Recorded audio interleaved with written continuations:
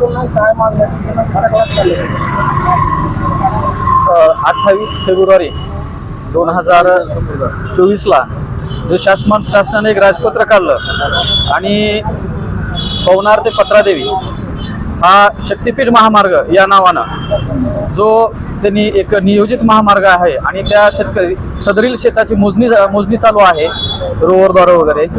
हा शक्तिपीठ महामार्ग महाराष्ट्रातील सर्व सुपीक क्षेत्रातून जात आहे, म्हणजे ग्रीनफील्ड झोन मधून हा जात आहे.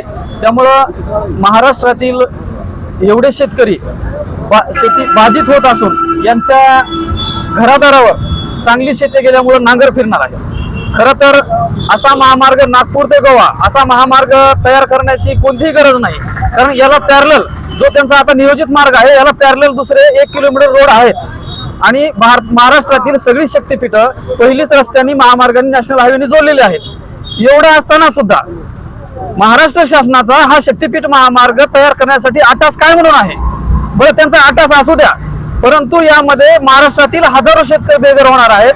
आज ह्याच सुपीक शेताच्या जीवावर या शेतकऱ्यांची पोरं उच्च शिक्षणाला आहेत, शिक्षण घेत आहेत, मुलं बाळ लग्नाचे आहेत, त्यांचा प्रपंच त्याच्यावर आहे, त्यावर बरेच समजा जोडधंदे अवलंबून आहेत. एवढी कुटुंब वाऱ्यावर आणून किंवा रस्त्यावर आणून महाराष्ट्र शासनाला शक्तिपीठ महामार्गाच्या माध्यमातून काय साध्य करायचे. मला तर वाटत नाही की हा महामार्ग शेतकऱ्यासाठी आहे.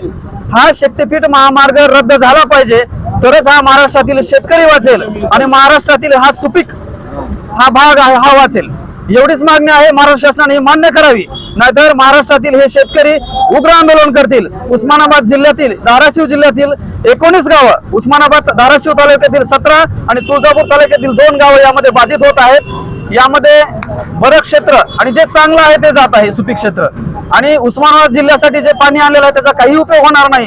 त्यामुळे महाराष्ट्र शासनाला माझी विनंती आहे, काही करून हा शक्तिपीठ महामार्ग रद्द करावा, तरच इथला शेतकरी वाचेल आणि इथली सुपीक जमीन पण वाचेल, एवढीच विनंती आहे. आणि जर समजा यांनी मान्य केलं नाही, बळजबरीनं याची संयुक्त मोजणी करण्याचा त्यांनी घाट बांधला, तर आम्ही जेवढे बाधित शेतकरी आहोत त्यांनी उग्र आंदोलन करू. परिणामी आमच्यावर केसेस दाखल झाला तरी चालतील, कारण आमच्या पोटाचा प्रश्न आहे. मी सिद्धेश्वर शाहराज जाधव, चिखली तालुका जिल्हा धाराशिव येथील बाधित शेतकरी आहे.